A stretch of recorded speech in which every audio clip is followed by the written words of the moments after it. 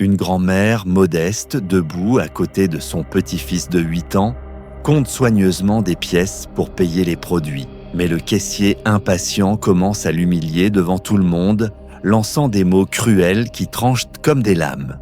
À chaque seconde, le poids de la honte grandit dans ses yeux, alors qu'elle fait tout son possible pour préserver sa dignité pour son petit-fils. Ce que personne ne remarque, c'est qu'un homme discret en veste noire se tient juste derrière elle dans la file, observant tout avec un regard sérieux. Et ce qu'il fait ensuite est si inattendu qu'il vous fera verser des larmes.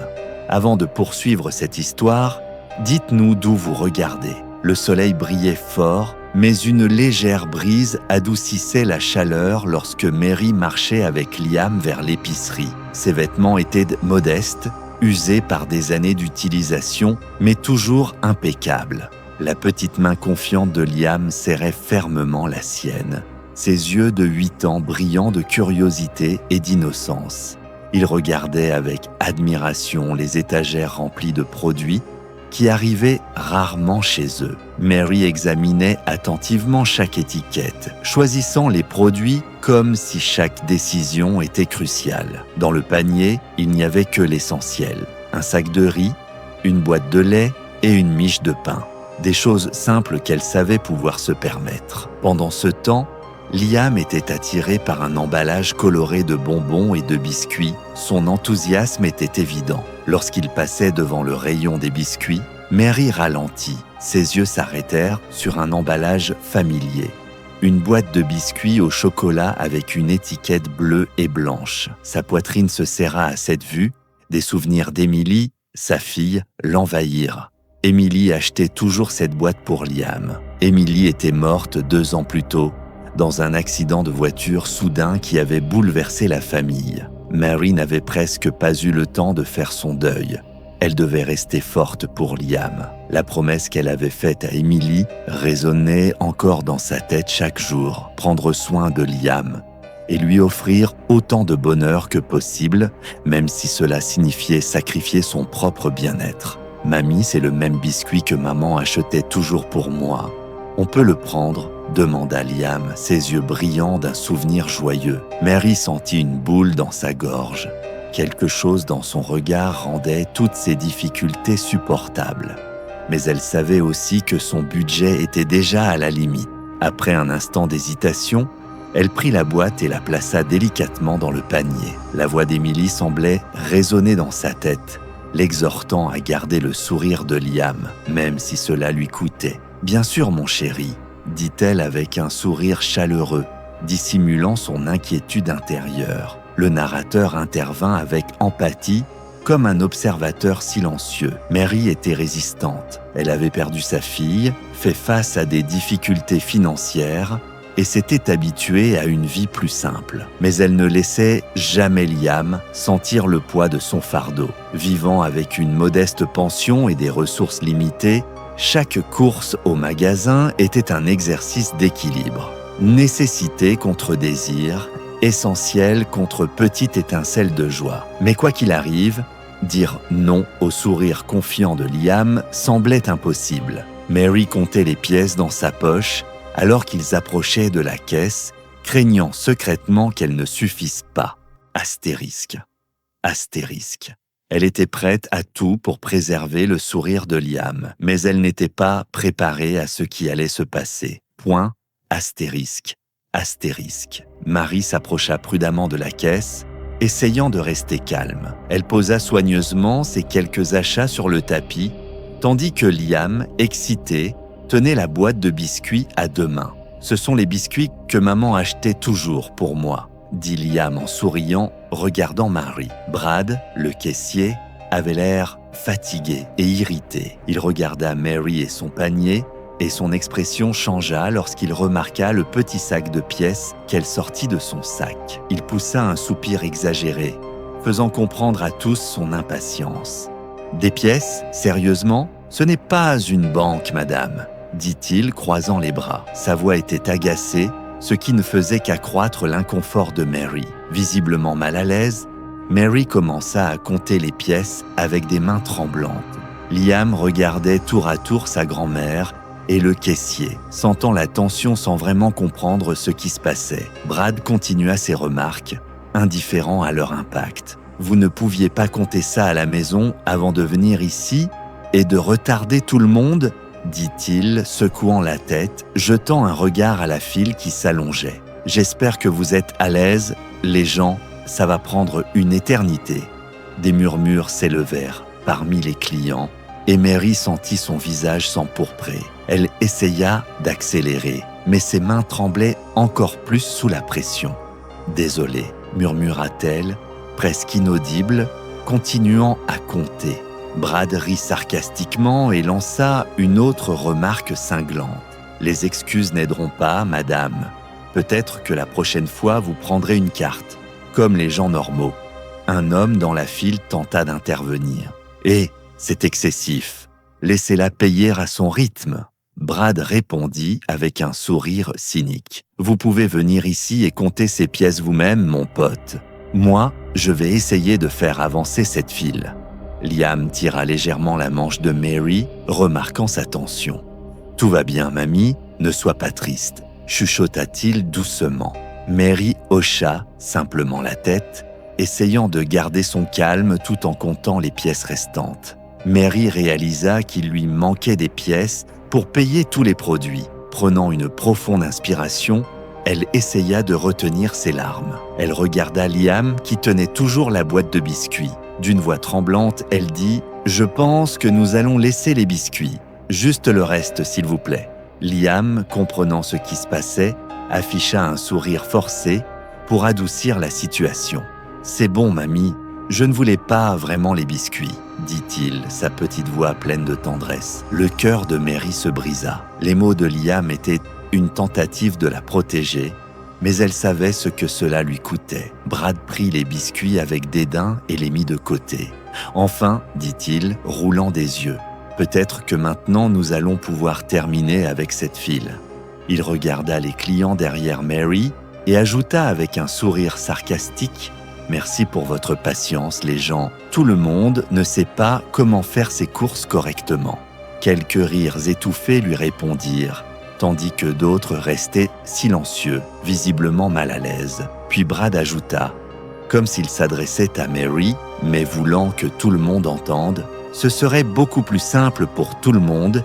si les gens étaient un peu plus préparés quand ils font leurs courses. » Mary essaya d'ignorer le commentaire, continuant à compter les pièces, mais ses doigts tremblaient plus que jamais. Liam serra fermement sa main, essayant de la réconforter. Brad, remarquant sa réaction, ne put s'empêcher de porter un dernier coup. « Ce n'est pas une œuvre de charité, madame. Si vous ne pouvez pas payer, peut-être devriez-vous réfléchir à 2 fois avant de prendre ce que vous ne pouvez pas vous permettre. » À ce moment-là, un homme grand en veste noire et lunettes noires sortit de la file. Il retira lentement ses lunettes, révélant un regard sérieux et concentré. Sa présence était impossible à ignorer. « Assez, dit-il, sa voix grave résonnant dans tout le magasin. Son ton calme mais ferme fit taire toute la file. Tout le monde se tourna vers lui, y compris Brad, qui semblait maintenant réaliser que ses actions avaient été remarquées. Il était temps d'intervenir. Alors que Mary essayait de finir de compter les pièces, Brad ne retenait pas ses remarques sarcastiques. Peut-être qu'elle devrait revenir un autre jour, quand elle aura de l'argent réel, dit-il, jetant un regard au client derrière elle, comme s'il attendait des applaudissements. Après tout, personne ici n'a toute la journée. Mary baissa la tête, ne répondant pas, mais Liam serra la boîte de biscuits plus fort, ses grands yeux allant de Brad à sa grand-mère. Le garçon sentait que quelque chose n'allait pas, mais ne savait pas comment aider. « Sérieusement, madame », continua Brad, son ton devenant encore plus dur. « Vous pensez que vous avez un temps illimité ici ? D'autres gens attendent pour payer. Si vous ne pouvez pas tout vous permettre, peut-être ne devriez-vous pas en prendre autant. » La tension dans l'air était palpable. Certains clients exprimaient leur désapprobation face au comportement de Brad, tandis que d'autres regardaient simplement avec gêne. C'est alors que l'homme grand en veste noire et lunettes noires s'avança. Il observait la scène depuis un moment, son regard perçant fixé sur Brad. Lorsque Brad fit une autre remarque sarcastique, l'homme prit enfin la parole. « Vous traitez toujours les clients comme ça ? Ou c'est un cas particulier aujourd'hui ?» Sa voix était grave mais calme, chaque mot soigneusement pesé. Brad leva les yeux, surpris par cette intervention. « Et vous ? Qui êtes-vous ? Son avocat ?» ricana-t-il, essayant de garder le contrôle. L'homme retira lentement ses lunettes, révélant un regard sérieux et déterminé. Sa présence était imposante, mais Brad ne le reconnaissait toujours pas. « Non », répondit fermement l'homme, « juste quelqu'un qui ne tolère pas le manque de respect. » Les murmures parmi les clients s'amplifièrent. Certains commençaient à comprendre qui se tenait devant eux, mais Brad restait dans l'ignorance. Il roula des yeux et essaya de le repousser. « Écoutez, monsieur, ce n'est pas un manque de respect. J'essaie juste d'accélérer le processus. Cette dame retarde la file avec son sac de pièces. » « Vous pensez que le respect est une option dans votre travail ?» demanda l'homme, inclinant légèrement la tête. « Elle paie, comme tout le monde. Qu'est-ce qui vous donne le droit de la traiter ainsi ?» Brad hésita un instant mais reprit rapidement une posture défensive. « Monsieur, je dis juste que ce n'est pas juste envers les autres clients. Tout le monde est pressé ici. »« Juste ?» répéta l'homme avec un léger sourire. « Ce qui n'est pas juste, c'est de faire sentir une grand-mère et son petit-fils humiliés juste parce que vous êtes impatient. Peut-être devriez-vous reconsidérer ce qu'est la justice. » Brad ouvrit la bouche pour protester, mais les murmures dans la file l'interrompirent. « Attendez, c'est Kylian Mbappé » chuchota quelqu'un assez fort pour attirer l'attention. Les yeux de Brad s'écarquillèrent de surprise, son expression passant de l'arrogance à l'incrédulité. « Kylian Mbappé » murmura-t-il. Kylian s'avança, se penchant légèrement vers Brad. « Exact. Et maintenant, vous savez qui vous demande de traiter les gens avec dignité. » Kylian se tourna vers Marie et Liam, son expression s'adoucissant. Il regarda les biscuits dans les mains de Liam et dit « Ces biscuits ont l'air délicieux. Je pense qu'ils doivent absolument rentrer avec vous aujourd'hui. » Mary essaya de parler, mais les mots ne sortaient pas. Elle ne put que hocher la tête, submergée par l'émotion. Puis Kylian regarda à nouveau Brad et demanda « Annulez cette transaction pour moi. Je suppose que l'annulation prend beaucoup de temps, non ?» Brad, encore confus, répondit avec hésitation. « Eh bien, oui, c'est-à-dire, ça dépend, mais ça peut prendre un certain temps. »« Dommage », sourit calmement Kylian, « parce que maintenant nous allons annuler cet achat. » Brad le regarda, perplexe. « Annuler ? Mais vous venez de payer. » Kylian haussa les épaules. « J'ai payé, mais j'ai une meilleure idée. Faisons un autre achat, un vrai. Mary et Liam méritent au bien plus que ça. » Se tournant vers Mary et Liam, Kylian sourit chaleureusement. « Prenons un autre panier et faisons de vraies courses. Je veux que vous choisissiez tout ce dont vous avez vraiment besoin. Et Liam, tu peux aussi choisir des jouets. » Mary secoua la tête, sa voix tremblante. « Je ne peux pas accepter ça. C'est trop. » Kylian lui prit doucement la main et dit doucement « Vous avez fait tant pour lui. Maintenant, c'est mon tour d'aider. Parfois, accepter de l'aide est la chose la plus difficile et la plus courageuse que nous puissions faire. » Liam regarda Mary avec impatience. « S'il te plaît, mamie, on peut ?» Elle prit une profonde inspiration et hocha la tête. « Merci, vraiment, de tout mon cœur. » Kylian prit le panier et les guida à travers les rayons. Mary hésitait pour chaque article, mais Kylian l'encourageait. « Prenez ce dont vous avez besoin. Ne pensez pas au prix. Assurons-nous que vous et Liam avez tout ce qu'il vous faut pour un moment. » Liam, souriant plus largement que depuis des mois, montrait des jouets et des bonbons. Kylian riait et disait « Si mamie dit oui, on le met dans le panier. » Lorsque le panier fut plein, Kylian se tourna une dernière fois vers Brad. « Souvenez-vous, Brad, la gentillesse est la seule chose qui change vraiment le monde. Pensez-y pendant que vous annulez cette transaction. » Les clients observaient la scène. beaucoup visiblement touchés et inspirés par la générosité de Kylian. Mary serra fermement la main de Kylian, tandis que Liam tenait désormais un panier plein de produits. « Passons à la caisse maintenant », dit Kylian, prenant en charge la caisse. Cette fois, il supervisa personnellement le processus pour que tout se passe bien.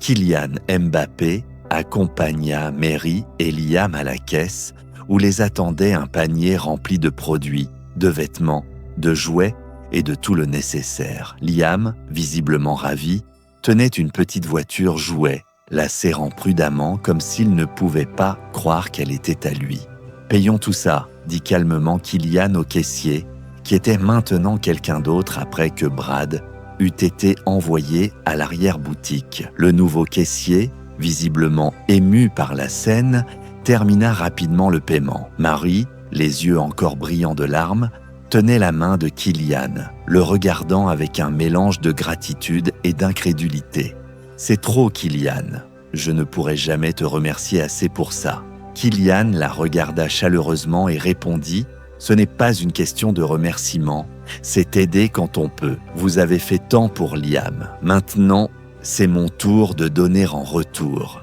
Les clients dans le magasin commencèrent à applaudir, certains criant des mots d'encouragement. « C'est incroyable. Il n'est pas qu'un footballeur, c'est un modèle.